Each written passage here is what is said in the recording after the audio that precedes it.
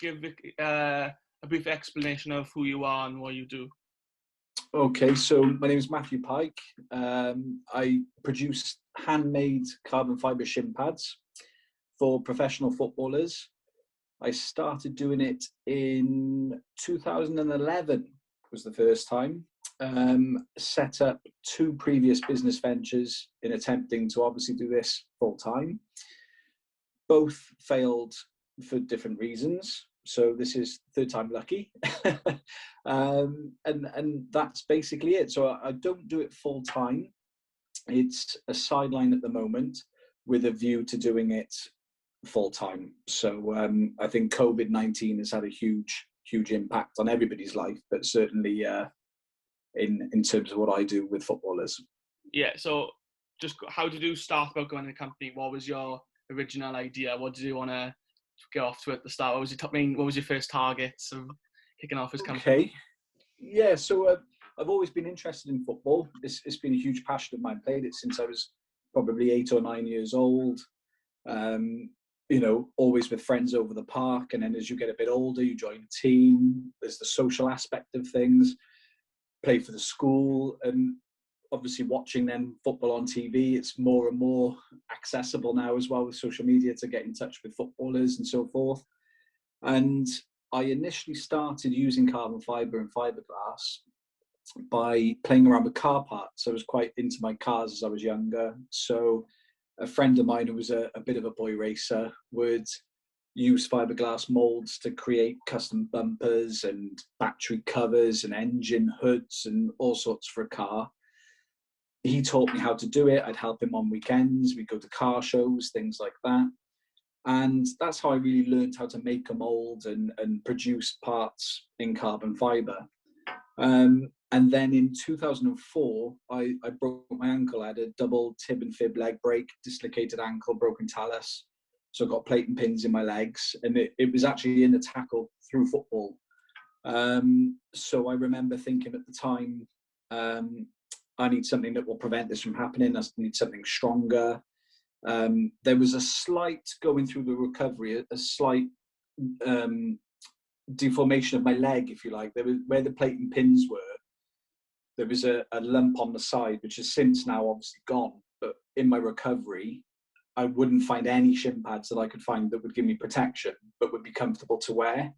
You're probably familiar with some that come with a built-in ankle sock. Yeah. They would always, because you're always nervous in recovering from an injury, I try and look for that type of shin guard, having never worn them before, but I would find them irritating. Yeah, I thought it would rub me as well when I used to play. It was like, I prefer the more with the slip-on ones, which I know ones.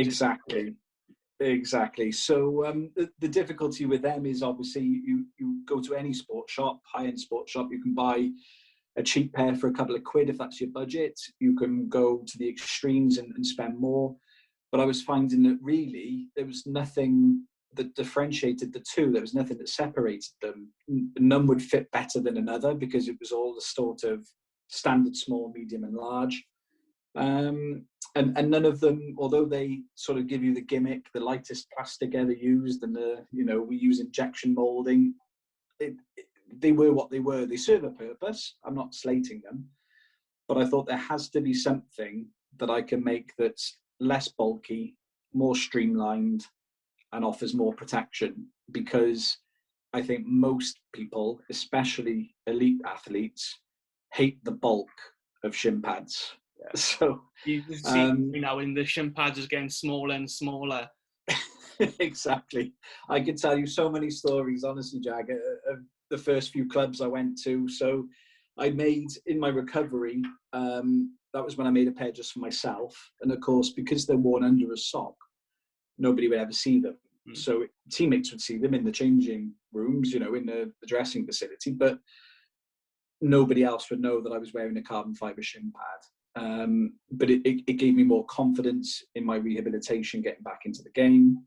It'd be more confident going into a tackle. They're really lightweight because they're the strongest material strength to weight ratio there is. So I didn't really think anything of doing them in terms of a business until there was a sort of boom around 2010, the World Cup, where Nike and Adidas were releasing football boots that they sold as a limited edition model, and they would basically color them up. So I remember Adidas had like a black and white pattern on every boot they did for that World Cup, and Nikes were half orange on the heel, half purple on the front. So there was this huge culture then with boot collectors and people obsessing over what players would wear. And some of the technologies used in those boots were carbon fiber soles. So from then speaking to people about what I did, I had requests from the public, could you make me a pair, you know? And it just sort of snowballed from there. Before I knew it, I registered my first business. I was customizing football boots as well. So I don't know if you know, if a player's given a boot contract, they're not allowed to wear anything other than obviously the boot they're given. But when that contract comes to an end, what players would do is they'd start blacking out the logo. So they're blacking out the branding so that they're not advertising that company for free. And then what would happen is Nike or Adidas would pick up the phone, ring the player or the player's agent and say, why have you coloured in the logo? Well, my contract's terminated. It's come to an end. And all of a sudden the contract would be renewed, probably with better terms for the player if they've played well over the duration of the previous contract. So that's what I started doing, was blacking out boots. And I remember one of my first customers was Darren Gibson. It was just before Euro 2012. He was still at Manchester United at the time. And it was funny, I blacked out 4 or 5 pairs of boots for him to take to the Euros, but then of course Nike saw him wearing them in training and immediately sent him the latest colour to wear for that Euro tournament. So nobody ever saw my work really at the Euros. But from that initial contact with blacking out boots for players because of their contractual agreements, that was when I tout to them, look, I'm making a shin guard. What do you think of this? Can you have a look? And every single player all said smaller. Every single one, smaller. So I played around with different sizes, shapes, getting the proportions right. Some players have a skinny leg. Most players have got such highly developed calves. I think that's like the shin guard type of player I'm thinking of in my head at the moment. Such a little stock and such a little shin guard with these massive calves. Calves, exactly. So, you know, the run-of-the-mill sort of shin pad that you can get in any sports shop really doesn't fit a player. So, you know, there were some stories that I'd heard of players buying the next size up, but then cutting them in half or ripping off the padding because they didn't like how thick they were. And you think, you're multi-millionaires that, okay, everyone likes to save money, but you're one mistimed tackle out of potentially losing your career. And when you put it to a player like that, suddenly they decide, no, we need to consider what we're doing here with cutting cheap £5 shin pads. So it sort of snowballed from there, really. Who was the first player you made a shin pad for? Do you remember who that was? Yeah, actually, it was funny. I worked, because the blacking out football boots, there was a German company that approached me called Aspero Sports, and they were a new company and they were producing football boots. And they basically offered me a job and they'd said, listen, if you sideline what you're doing and work for us full time, would you be prepared to do that? So I did. And within sort of 3 months of joining them, we went to, I'm probably going to show my age now, we went to Zimbabwe. And can you remember a player called Ben Jani, who played for Portsmouth and Manchester City? And was he like a striker? Did wacky hair? That's the one. I think that's so. The one. Yeah, so Ben Jani was raising money for his own foundation. He was from Zimbabwe. So we were invited to sponsor the charity match. So it was the Zimbabwe national team against the Benjani All-Stars. And there were players from all over, predominantly African players, but there were players that were British. There was a German player that played as well, a Belgian goalkeeper. So we were invited to sponsor that that match. So while I was there, I'd sold a few pairs. So I'd sold to Benjani himself. At the same time, Yakubu. I don't know if you can remember Yakubu. Yeah, He was at Everton and Blackburn Rovers. Yeah. Striker. Obviously, we're going back now. This was sort of 2013, 2014, I think it was, maybe. Which seems so long ago when I say it like that now. So yeah, so they were the first ones, and along with a German player called Kevin Pezzoni, so I sold to him as well. You probably wouldn't have heard of Kevin, you know, with all due respect. His career was quite sad. He played for Cologne in Germany, and on the last day of the season, they were relegated by Bayern Munich, beating them at home. And the fans and the media specifically blamed the relegation, not even the result, the relegation, on Kevin. And he was basically outcast from football from that moment on. But yeah, so they were the first ones. And then I'd say that the first real big player was Gareth Bale. So he was one of the first. So that was the season he went from Tottenham to Real Madrid. And that was, as I say, under the previous company that I'd set up. That was all through his agent. So it's quite funny. I'll be at the Vale Hotel when the Welsh squad are there, and Gareth will walk past me and I'll walk past him. I like to go unnoticed as much as I can. And he probably doesn't know that it was me that even made his shin pads, but I would never be the one to go over and tell him. So to go to the Vale and just linger a bit, and then agents then approach you, recognise who you are, is it? And then they'll go from there. Is that how you contact players? Sometimes it's mostly, to be perfectly honest with you, it's mostly through kitmen. So there was a period of time when I was blacking out boots because academy players had to wear black boots. So I had an in with all of the kitmen, probably at most of the professional clubs in England. And through that, then mentioning to the kitmen, oh, look, I'll do shin pads. Oh, send us a pair and we'll show the players, sort of thing. And then every so often I'd be at the training grounds and then the players would come over. Oh, you know, kitman has said you do pads. Can we have a look? And then they'd place an order. So when Wales play, and I say when they play, COVID has restricted this, but usually I'd be at the Vale. And I just sort of linger. I normally conduct meetings at the Vale if I can. Like if we weren't now restricted with COVID, I would probably invite you to the Vale when Wales are meeting up. You can meet some of the FAW staff. You could meet the kit man, and then we'd probably see 3 or 4 players that would come over and have a chat. But more often than not, it's the player will say to the kit man, "Can you order me a pair?" And then I go through the kit man. What does he want on them? And then I drop off to the kit man, and he then sets up the changing room. Player has the pads, and then I'll often then get a message or an email thanking for the pads, and that's it really. But that's how it's been operating recently. Obviously, in the past, you speak to the player in person if you're at the training ground. But that's it really. So I'm gonna have to ask you, what's it like working with Gareth Bale? Like that's such a big. how I don't understand how that came about. Like, so I don't understand. Yeah.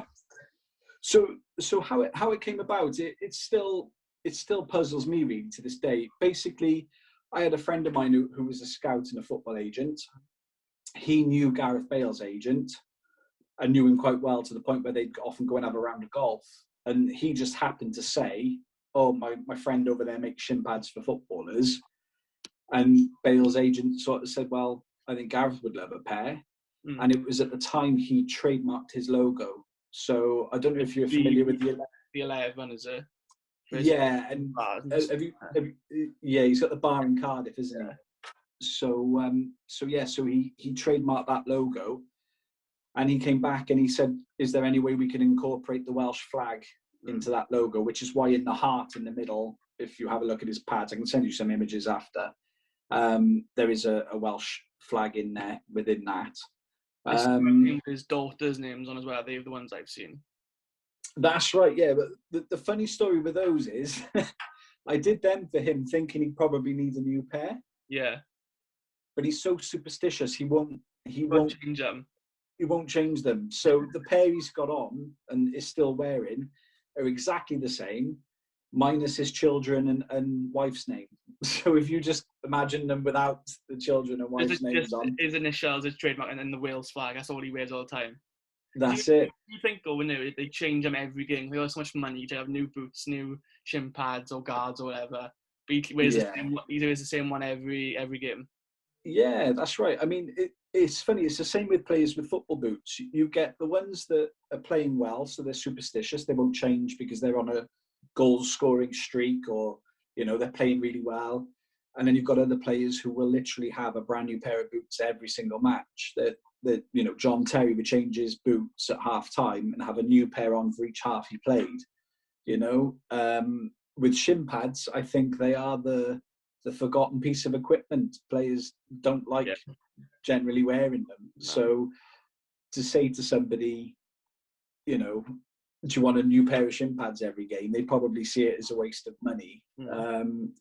And the beauty of carbon fibre is it can last, if it's looked after, it can last in excess of sort of 25, 30 years. So if I get a repeat customer, I'm always grateful. And it's usually because they've changed club and they've had their club badge put on the previous pair. Yeah. So they can't transfer. Ashley Williams, for example, transferred from Swansea to Everton, and there was no way he could wear his Swansea shin guards. No. At Everton.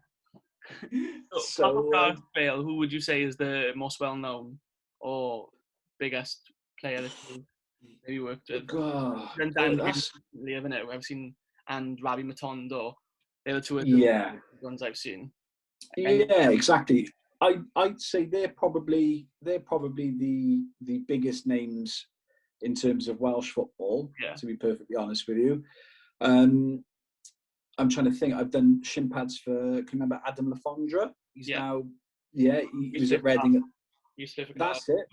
So Adam Lafondra Alfie, he was one of the big wins. I also did for Noel Hunt, Darren Gibson as well, as I mentioned. I did some pads for him.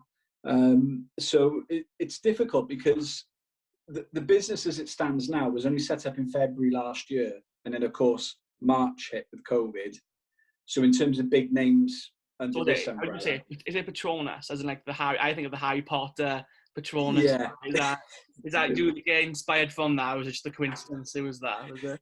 Do you know what? It is purely, as we get asked this all the time, it is purely coincidental. The reason and the way we came about the name was the Latin word for protector is Patronus. Oh, and of course a shin guard is a protector, effectively. Yeah. So we came up with a name, and within sort of 24 hours, we registered the company's house and registered the logo and the trademark. And it was only somebody I worked with in my day job that Matt Toms also knows. And he turned around and said to me, "Oh, like Harry Potter." And I've never seen the film. No. I've never seen a single Harry Potter. So I said, it came up to Patronus Harry Potter. I was like, no, I want the Shin Guard company. Or the Patronus Harry Potter. Like, I do like Harry Potter, so I knew. But I want maybe you've seen me like say it differently, but it's actually Patronus. So Patronus, it must have hit you really hard then. Exactly. Following month, how was that? How did you adapt to that then? It's so difficult. I mean, in terms of production, there's only two of us involved with the business, so social distancing that's not an issue. We were looking at units, we were looking at warehouses that we'd be based in. To be perfectly honest, why pay out the rental when the income's not there? Yeah. The biggest kick for us was we were gearing up for the Euros. Wales had qualified. Scotland have now qualified. The idea that we had was that we would push to try and get into as many of the home nations as possible. Yeah. Through the kit men, and get some sales. And then what an advert to say you have however many people in your shin guards at a tournament. Yeah. The 2014 World Cup had 11 players in shin pads there. So I had Jonathan de Guzman. As a Cardiff fan, you probably will remember him from Swansea. Marvin Emnes was another one. Wilfred Bonney. They were all at Swansea at the time, but they were all at the World Cup for their countries, obviously, in the pads. So the idea was we'll aim for Euro 2020 and then start the 2020-21 season, hopefully with a bit of momentum, and kick on from there. Of course, the difficulty is when a player wants to buy something, and you're probably the same as me and the players, really want to have a look at it. Yeah. If you know what you're buying, you're happy in your hand, you know, because obviously online shopping's great, but you want it in your hand.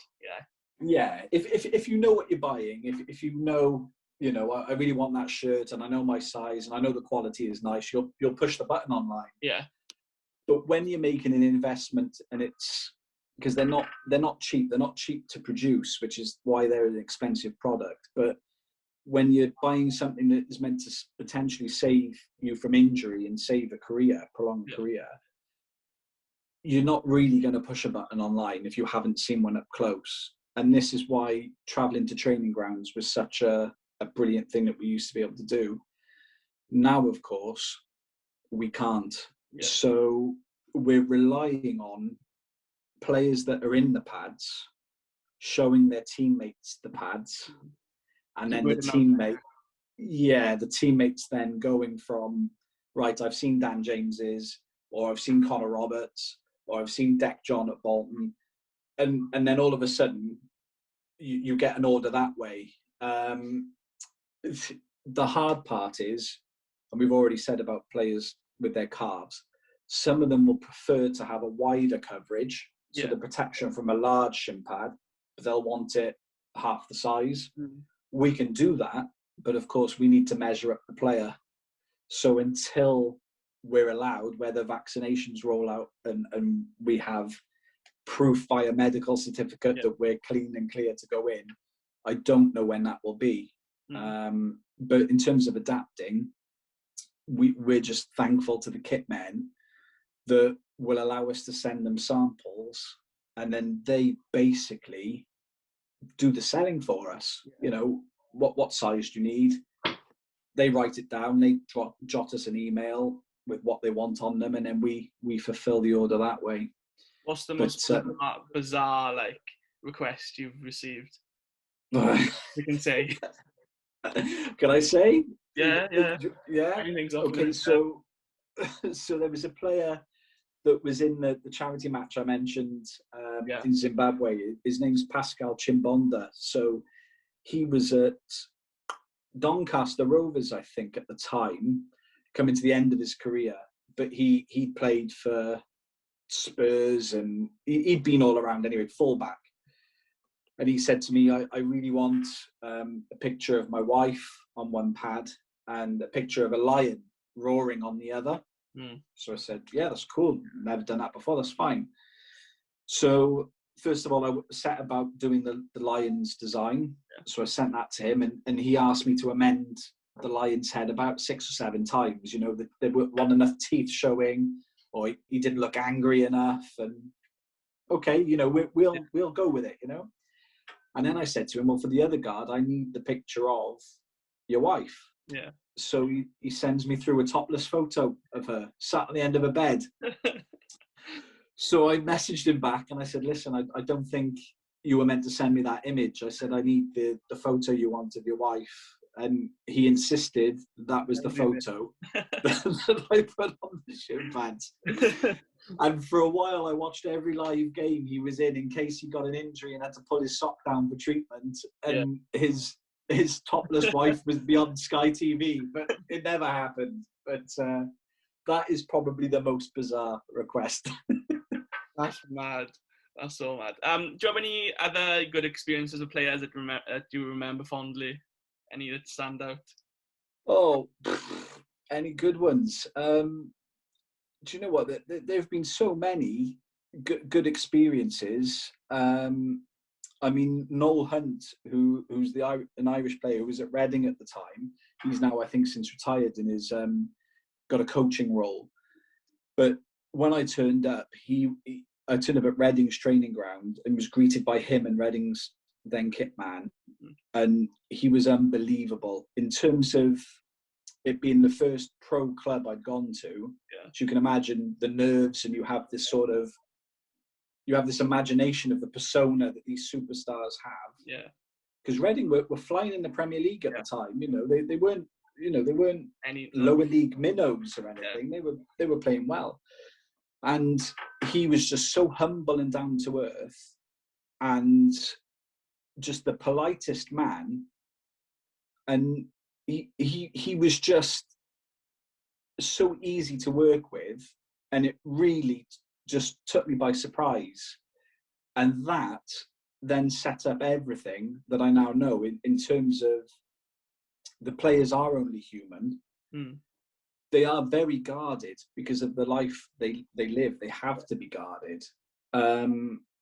So, I mean, experience-wise, in terms of just doing the shin pads, there probably aren't many because of COVID and everything going through kit men. But in terms of doing the football boots and working for a Sparrow for that year, there were loads of stories from that trip to Zimbabwe. I could tell you, there were so many. I'll tell you one briefly, because obviously I'm conscious of taking up your time. That's fine. No We problem. were in Zimbabwe, so it's a very poor country. Yeah. Obviously, there's no money there. So you've got these millionaire footballers. Benjani, when he was purchased by Man City, that was when the sheikhs had first come in. So he was one of the first real big statements, these signings that they wanted to try and build the team around. And they had Robinho and all these other players. So these players aren't short of a few quid. You pull over on the side of the road, big minibus, and you've got all these people selling handcrafted ornaments. So they've made from quite rare stone, like an elephant, all sorts of different things. And there was a really old lady sat at the top of this bank, and for as far as you could see, people had these hand-carved stone pieces, people everywhere. So all the players got off, players were buying bits, players were giving money out, and, they're very charitable. I dislike that they get such a bad press, to be perfectly honest, because they earn a lot of money, but the sacrifices they go through and how they live their life now maybe justifies that. But anyway, they were giving out money, and I could see money exchanging hands, but they were trying to be polite and discreet about it. We jump back on the coach, we go home. The next day, the head of security comes running through to me, and I was having breakfast in the hotel where all the players were staying. And he said to me, "We need to know who was robbed." So I said, "Sorry?" So he said, who was robbed? So I said, I don't understand the question. So he said, somebody of your party on that minibus was robbed. They've had their things stolen. I said, really? I said, nobody entered the minibus. It was locked up. We'd gone off speaking. We came back. Nobody has noticed anything. So I do a door-to-door, and I'm speaking to the players. Is anything missing? No. So I go back to the head of security, and I say, nobody can report anything missing. So what had happened was the players had all given the lady who was sat at the top of the bank, who was almost like the village's mother. Yeah. She was like mother to everyone. They'd all given her money. But each player didn't know that the other player had given her money. Right. So what she'd done is gone back to her village, and where they'd normally sell in the local shop maybe one chicken a week, she went and bought 80 chickens. With the money that she got from the players? With the money she got from the players. And fed the village, certainly the day we were there, and the next day, and however long. But immediately, it was assumed the players were robbed. Just because you're not giving her money, and she bought these so many chickens.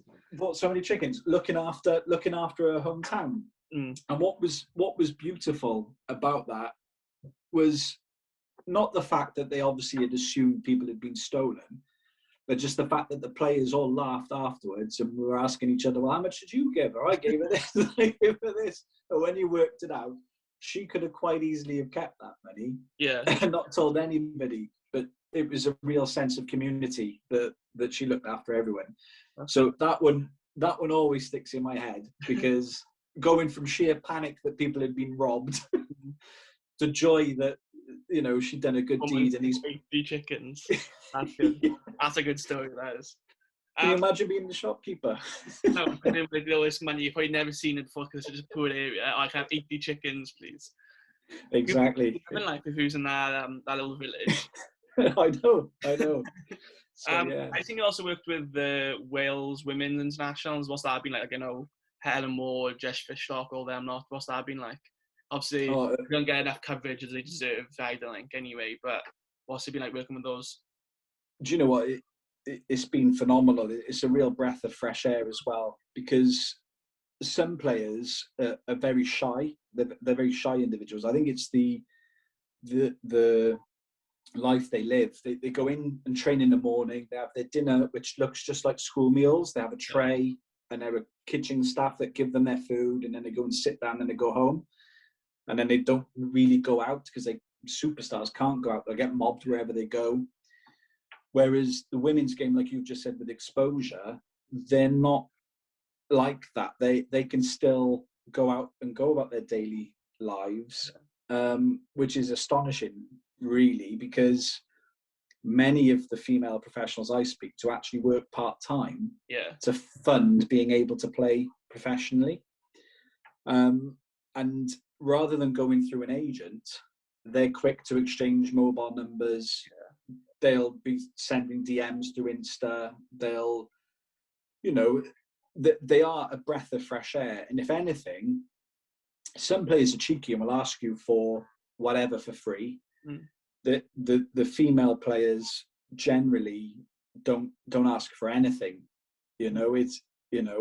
I'll tell you, it's not been formally announced yet. It was meant to be announced last week, but we've got a meeting on Monday. But Helen Ward's going to be a brand ambassador for us. She's going to be our first one. Yeah. So we did a kit drop to her last week at the Vale, because the Wales ladies team had a surprise training camp last week. Yeah. So we dropped the kit off to her Thursday, but she woke up with symptoms of COVID, but had a negative test, so we couldn't meet up with her to finalise everything. But just when you say to a male player, right, we'll give you a kit drop, they expect so much. Yeah. It's unbelievable. Whereas Helen Ward's messaging, like, oh my God, you gave me 3 base layers. Like, so, well, you need more than one. You know, if you're training a couple of times a week. So if you could hit a nail on the head with the difference, I'd say that's certainly the difference. It's not that they're more grateful, because that would probably be a bit patronising to the women to use that term. I just think they're a lot more down to earth. And I think the women's game does deserve more exposure. Whether the money is going to be there. Yeah, that's the huge argument, isn't it? Yeah. To be perfectly honest, I don't see, and I'd love it if it did, but I don't see an Old Trafford or a Wembley selling out weekly to watch. The recent game against Belarus in Rodney Parade, I think I was just before Christmas, and I think they won like 4-0 or something. But like, I think they records like 5,000 for the Wales International, like compared to the men, just can easily get 30. It's the difference is mental, like. Yeah, it's crazy. What's that thing with Helen Ward? She's ambassador for your company now, is she? Yeah, so it's an agreement with, obviously, because we're a relatively new company, we've only just literally been going for over a year now this month. With COVID hitting so badly, no amateurs are playing, therefore our sales, of course, have plummeted from what we predicted. We can't afford to pay a player to be an ambassador. Lots of these companies, Nike, Adidas, they'll have players on a wage that are wearing their product, or they'll have a contract with an incentive. So a striker might get 250 quid for every goal he bangs in, or something like that with them. We're not in a position to offer that. I mean, if we went to Gareth Bale and said, oh, Gareth, we'll pay you 200 quid every goal you score, the man's earning telephone numbers. What's that going to achieve for him? And and it would just be really weird to try and negotiate that sort of deal with him. But I don't mean any disrespect to Helen, but she's had a great career. She's played at many different clubs. Yeah. She had the product from us. She loved the product. She's done so much sort of advertising and getting us in with different contacts in the women's game, which has now had a knock-on effect and led to us receiving orders. So it only felt right to myself and my business partner, Sarah, that we tried to tie up some sort of deal that you could call it a commission if you like, but you know, if she puts somebody in touch with us and it leads to a sale, we will then either give her a percentage of the sale. Yeah. So it's like an income for her, or, you know, we're negotiating now. Do we put it towards something else? Is there a charity that she wants us to donate to? Things like that. But at the same time, we have to be conscious that she is a mum of two. She plays professional football. We can't expect her to be messaging everybody she knows and shouting on Instagram, go and buy this and that. You know, we try and do what we do as subtly as possible, simply because Sarah and I both now have to work full time due to the crisis. Yeah. So if we suddenly had 25 orders next week and we're both in work, yeah. There's nothing worse than yeah, exactly. There's nothing worse than buying something and not being able to get it. So, yeah. And one thing that we're going to do is we're going to give Helen a unique discount code. Yeah. So obviously, you know, at the moment she normally is squad number 10. Yeah.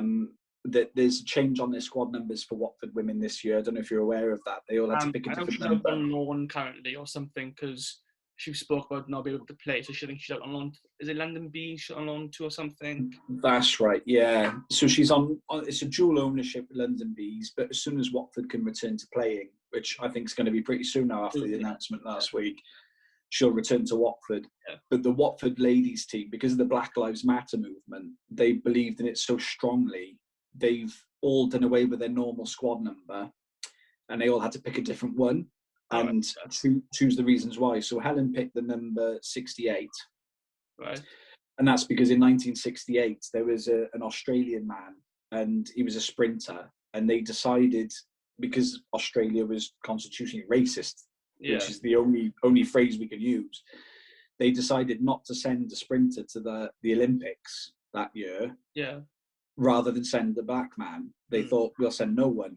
And it wasn't until he passed away in, you'll have to forgive me, it was in maybe early 2000s. Yeah. His family received a formal apology from the Australian government because of how he was treated. But basically, he raised his fist in line with the Black Lives Matter movement that started then. So Helen picked number 68 for that reason. That's good. So we're going to give Helen two codes. So the first one will be Wardy 10, which is a normal squad number. Yeah. That will give people 10% off their order. And then the other one will probably be Wardy 68. And we are probably on Monday going to discuss what that entitles people to. Can be 60% off, can it? Yeah, exactly. That's what I would have got from that. I think it's 60% off of carbon fibre shin pads. Yeah, exactly. That's the difficulty. What we're probably going to sway towards is, you know, if they spend a certain amount of money, they'll probably get free sportswear, which our sportswear range launched on Sunday. So they'll probably get something for free as well if they use that one. But of course, it means they've got to spend over a certain amount. Yeah. To make it justifiable to us, basically. So you talk about other like layers and stuff. So is that where you are trying to go into the future? Is like layers and stuff like that, is it? Yeah, so initially, the initial idea was we would just focus on shin pads. Yeah. And that would be it. We've got another shin pad in the pipeline which is due to come out, which is cheaper than carbon fibre. Yeah. It's made of a special rubberized foam. We're now looking at how we can customize it, though. Right. Because all players want photos, team badges, names, numbers, flags. So we're experimenting now with the trial and tests of printing on this shin pad. Because, of course, the problem is if you print on something, give it to a player, and 2 weeks later, it's all come off. Yeah. It's tragic, isn't it? So with the lack of football, it's hard to test anything. Yeah. So it's hoped that Helen will help us test products in training. Mm-hmm. But with the lack of amateur football and the lack of sales, we needed to reach out into other areas. And one of the other areas that made sense to us was training wear. People are working from home. People are wearing gym gear to go for a run. Yeah. Why not release a small range and see if they take off? And then it turns us then from Shinpad Manufacturer to sportswear brand, if that makes sense. We're not naive. We won't be competing with Nike. We won't be competing with Adidas. Yeah. But to see a kid walking down the street one day with a Patronus t-shirt on would be quite something to make us happy. So that was the idea behind it. And of course, sales generated from the training wear will lead to hopefully the development of more products then in terms of carbon fibre and protection. So what are the carbon fibre products you produce then? So you may have seen them if a player breaks a nose or fractures an eye socket, they wear like that's it. Yeah. So we have the capabilities of producing those. The difficulty we have is if a player does that in a Champions League game on a Tuesday and is playing again Saturday, we can't turn them around that quick. No. So we need 3D scanners, we need CAD cutting equipment. Yeah. All of which, 3D scanner, good one, 15 grand. Yeah. So it's what is in the pipeline, but we just can't do it yet. So hopefully with Helen and a couple of other ambassadors, perhaps we can get the name out there. Yeah. Sales will hopefully come in. And what we try to do is give back to local grassroots clubs. So we're in talks now with Merthyr about doing some sort of sponsorship with Merthyr Town. Yeah. That will include the women's and the men's. And obviously that then passes down to juniors. So we've sponsored 2 men's teams, but of course COVID hit, so they haven't even won our kit yet. What teams are those? Sorry? What teams are those that you've sponsored? So 2 local teams. So one's Canton Rangers. Yeah. So I don't know if you've heard of them. They've got from an under-8s all the way up through. And then the other one is a team called Torch Ministries, which play in the Christian Church League of Cardiff. So it's a very small league, which is a different niche for us. Yeah. Just to round up, basically, what is the future of your little company, Patronus Layers? Just getting more names out there, obviously with the, hopefully, fingers crossed, the Euros coming up, getting your name out there a bit more. That's right, yeah. The dream for us always, before we started, was to be able to supply the national team. So it's still something we're working towards. The fact that there's Euros this year, because it was postponed from last year, fingers crossed, a deal can still be done with the Welsh FA. The logistics of the deal are what's difficult. Yeah. Because of course they have sponsorship in place with Adidas. Even to the case in point with water bottles.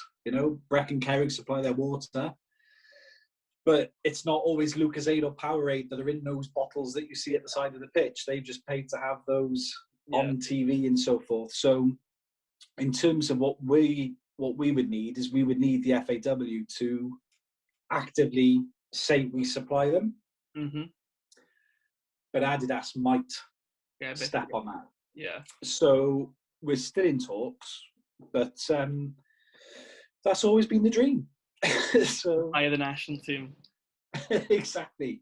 So if we can get more, if we can get more, so if we can get, as I say, the home nations, that would be phenomenal as well. And the idea behind that, just in terms of the business sense, is that if you've got 23 or 25 internationals meeting up for a tournament, and you supply them with the shin guard and they like it, when they then return to their clubs, their teammates will then see them, and it's hoped then that you generate income and sales from there. The difficulty we find with the men's team is that we've got players in the pads who won't do shout outs on Instagram. And it's because they're so heavily contracted with other companies that they don't want to be sued or lose that contract with them. Whereas with Helen and the female players, they're just not sponsored. I think they're almost forgotten about, which I think is tragic. So they're more prepared to do the shout out. Like Helen, everything Helen's done for us, we've never even asked her. We've never said, oh, can you repost this? Can you comment on that? Yeah. She's just done it, you know, which is phenomenal. And she's on the same level as Gareth Bale, if you think of it in a sense. Yeah. And she's scored more goals than Gareth Bale, so that's the man if you think about it like that way. Exactly. And not many people know that, you know? No, not many people realise. No, but yeah. That's all then. Thank you very much. That was really No good. worries.